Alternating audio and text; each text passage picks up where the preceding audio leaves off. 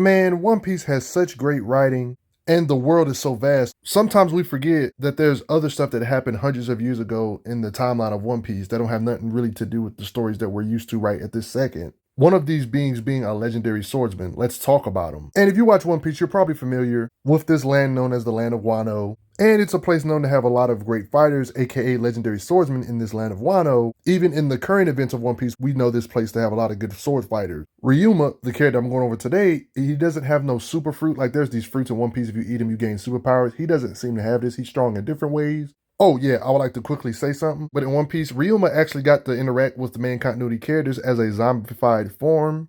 There's implications that his alive form, his main prime self back in the day before becoming a zombie, is actually better. The main thing about the zombie thing you need to know that's a little different from his alive self is that, yeah, don't ask, One Piece has weird abilities. He got like a character shadowed, so he has like different techniques, but just to a higher level of degree. Yeah, he has it shadowed, so yeah, he has this skeleton's technique. It's Brooks, but just way stronger, even stated. In this occasion, when he used one of Brooks' techniques, he says, I can't do that with the technique, so I'll let you know he has just more raw power in general. So one could say you can get an idea of how strong he is in his prime by what the zombie can do to get an idea of how he would be in his prime if he was alive. Because Zoro himself said it, when these two great swordsmen from two different eras collide, thanks to, devil fruits and him being in a zombified state, these two actually got the class. Zoro implied that he was stronger in his alive state.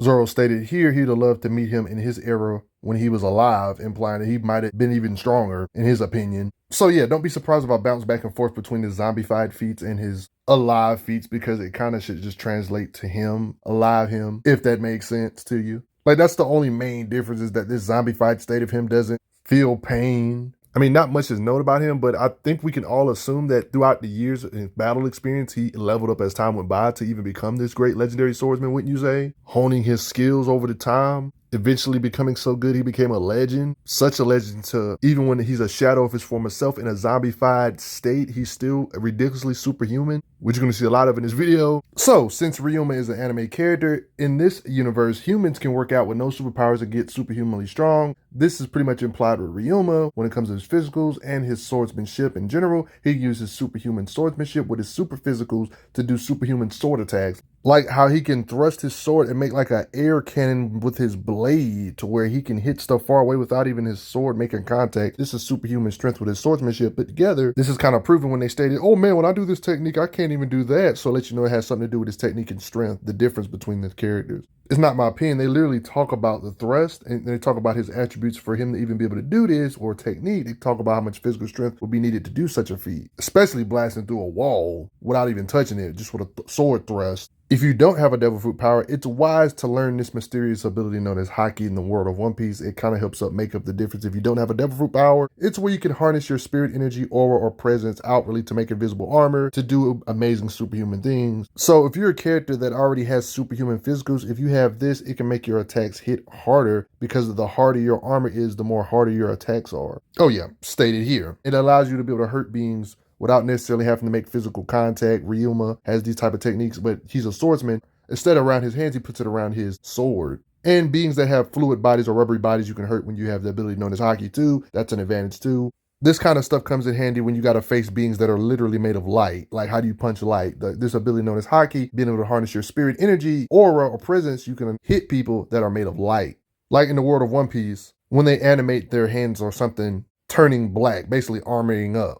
In Ryuma's case, since he's a swordsman, he would obviously armor up his whole sword or anything, or blade, to enhance his attacks, kind of similar to this image here. On top of this, the sword he wields is not a weak sword anyway. It's already one of the greatest swords ever, so of course that helps. Even years later after his death, he's not even alive anymore. People still revere him as the god of a blade. He's a legendary swordsman, even compared to these strong fighters in this current time period. Yeah, stated god of the blade.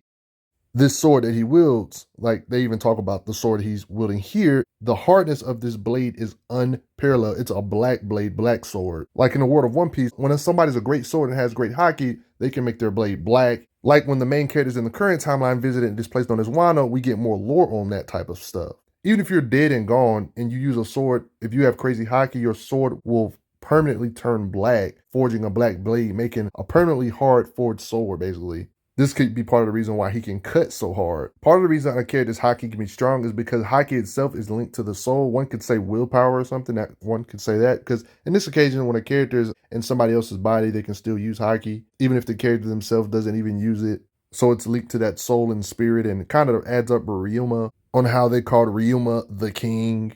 He was called world's greatest warrior soul, so that can have something to do with why his hockey's so crazy and why he forged the black blade. Like, yeah, as a zombie, they talk about his strength in general. It's not just his swordsmanship, it's literal physical strength. They talk about it here. They even say they have the same type of physical strength, even in the zombified state. And this zombified state is supposed to be him weaker compared to his prime state. I'm gonna bring this back up, but yeah, him having comparable strength to Zoro, this guy right here is a big deal considering Zoro's kind of strong enough to lift houses or buildings, guys. So if he has similar physical strength to this guy on top of his swordsmanship with his haki, blah, blah, blah, in this zombified weakened state, I'm gonna get back to his strength again though, but yo, this is just something to think about for 2 seconds. And they say he has the same physical strength of the same guy that can lift buildings. Yeah, during his day, we've actually seen him take on swordsmen. Might I add, curb stomp them with ease. The crazy thing about Ryuma is that he was apparently an undefeated swordsman. Any who dared to challenge him were cut down in an instant. What is he, a prodigy? I mean, here's a clear example of his physical strength, swordsmanship, and all that stuff, and all in one. He was able to cut this junk that was made of copper.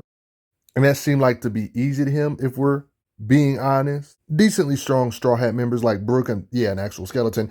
He blocks attacks from to show his superhuman attribute. Had him on the ropes here, even pinned him. We've literally seen him just chop through wooden doors. Matter of fact, it's even confirmed that there's a wide gap between Brook and Ryuma. Like, he's actually playing with Brook. Stated here that he wasn't serious at all when he fought Brook, even in his zombified state. Let's all just go ahead and admit it. When it comes to lifting weights, if Ryuma was in this same situation with Zoro before the time skip, he would be able to do this same feat of lifting this building up. This one right off gate proved he can lift for over hundreds of tons. Imagine how hard his cutting power is. His cutting power feats are even greater than this anyway, so this is totally believable. Not to mention when it comes to their cutting power and he's fighting Zoro, yeah, it's already confirmed he has the same physical strength as Zoro when it comes to how hard he can cut and swordsmanship and such. So yeah, it's no wonder he can do crazy stuff like a big old dragon this large pulling up to him. And he can just cut through it with his cutting power. That makes sense. Superhumanness. This is when he was alive, of course.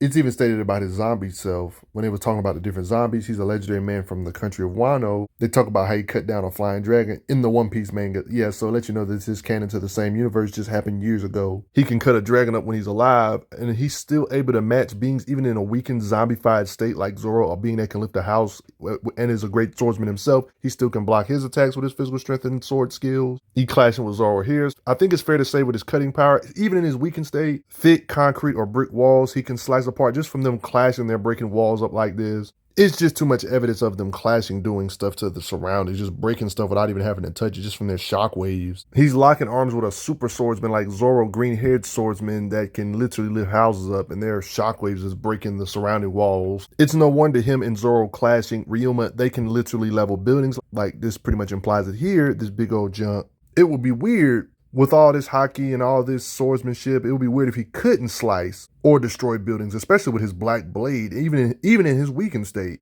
I mean, the being that Ryuma's clashing with in his zombie state is literally strong enough to slice up towers or buildings themselves, guys. It only makes sense for him to be able to duplicate this. I mean, just look at the walls behind them when these two clash. I know you guys see all that damage they're causing without even having to make physical contact with the wall, that slice. Ryuma and Zoro clashing, even making the floor collapse. All this from them two fighting.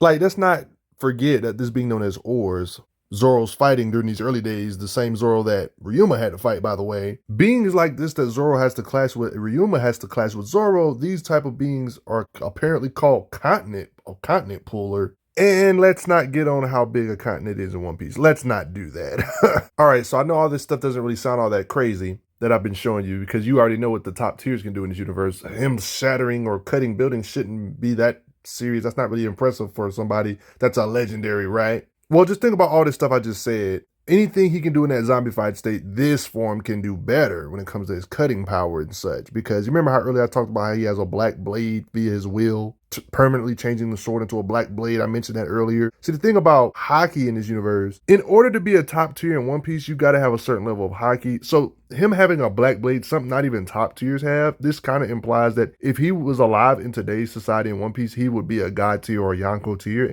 There's implications of stuff like that. Because the current best swordsman in the world, Mihawk, has even talked about it.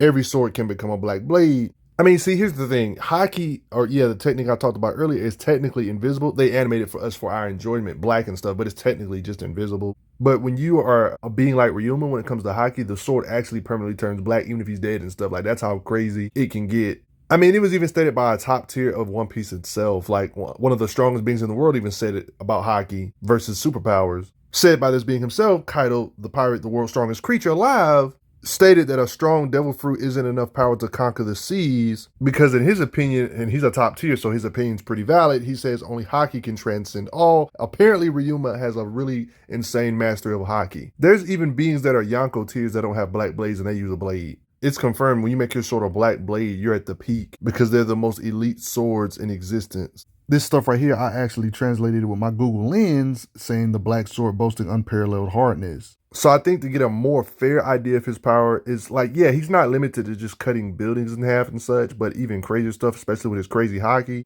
I mean, sure, this is speculation, but I think this is a fair speculation that stuff like this, like Zoro can do, like cutting up giant mountain men. I don't see no reason why Ryuma wouldn't be able to duplicate such a feat due to his mastery of Haki. I mean, they even compared his raw skills and might to current Zoro, a being, you know, Zoro currently can actually harm Yonko tiers and crap. And these beings were directly comparing Ryuma to current Zoro. This is one of the strongest beings in the world. His cutting power, Zoro with Haki and his greatest technique, can harm these such beings. And they literally say it. They literally comparing Zoro to him here in this scan. Oh, not to mention that Zoro is actually a descendant of the god of the sword. So yeah, they should be able to do similar stuff. Or if anything, Zoro needs to work his way up to Ryuma. Don't want to speculate too much, but I wouldn't even be surprised if he can do stuff that Yonkos can do. Like, I mean, of course, we haven't seen him do this, but I wouldn't be surprised if he can do crazy stuff like the Yonkos can do, like splitting a big chunk of the sky. People have calculated to be this similar force to level multiple continents or continent and such, small planetoids, you know, stuff like that. Don't want to speculate too much, but people have made their calculations on the energy needed to split the sky like this in One Piece. He might be able to do stuff like this. We just haven't seen him do it. He lacks screen time. It's moments like this that prove that he has absurd fighting speed. He can literally blitz beings and they don't even know they got cut. Like, they're talking like they didn't get cut. They even say, I thought we was going to be sliced. Oh, they didn't even know it. They was already sliced. Speed blitz. Knocking them all out cold. This just proves his fighting speed is too fast for them to perceive. All three of them couldn't perceive this blitz. And this is him in a zombie state. Imagine him alive. You might as well say his sword strikes would be invisible. He was moving so quick. Especially if he's alive. You wouldn't even see it coming. But yeah, him slicing up islands is totally believable. I mean, I don't want to compare him to the current world's strongest swordsman. I mean, this is stuff a lot of One Piece top tiers do. I definitely think it's possible for him to level an entire city down the middle just by splitting it with his sword, cutting power with his black blade. That's reasonable. Right? But it's really up to you guys. What do you think? Do you think he can do what the Yonkos can do and produce enough energy or Haki to split the sky with his raw power or Haki power and everything put together with his black blade? I think it's totally possible. Just don't really have no screen time of it. What do you think though? Yeah, but I don't want to speculate too much, guys. I hope you guys enjoyed this little short video for you about Ryuma. How strong do you think he is? Do you think he's stronger than Mihawk? Do you think he's stronger than the current top tiers? How do you think he would do against some of the top tiers like Roger, Whitebeard, etc.? All your opinions are more than welcome. But before I get going, everybody, you got to respect Ryuma. Hopefully we get more information about him. Thanks for the donations, everybody, though. Respect Ryuma, the god of the blade. I'm glad you are enjoying your time on the channel. Make sure you check out the playlist on the channel to see other How Strong videos. If you like what this channel is offering, make sure you hit that subscribe button, and I will see you guys later.